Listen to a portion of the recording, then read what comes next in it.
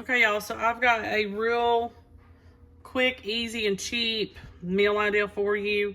I'm going to put insert a picture here of the ham that I've used. That way you'll know which one to pick up at the store. But you can take that ham, warm it up in the oven, put it on Hawaiian Rolls, and you've got a main course. Pair it with any kind of side, potato, whatever. You can even do potato salad, stuff like that you would do for barbecue or when you're grilling out. And then I paired some deviled eggs with it. Or you could just pair with it some country cooking, like some fried okra, some greens, stuff like that. It's really adaptable to anything that you choose.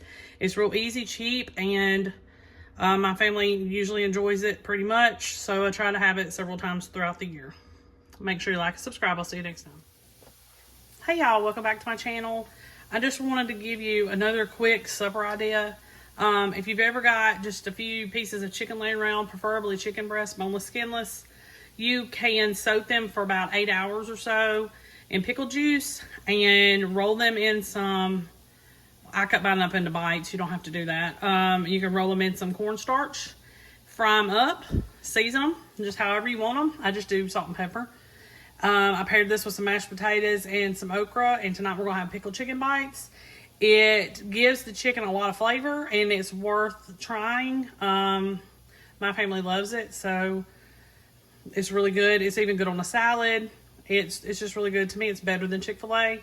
But it takes a little bit of work because you have to cook it in batches. But perfect supper. We're going to really enjoy this tonight. Make sure you like and subscribe. I'll see you next time.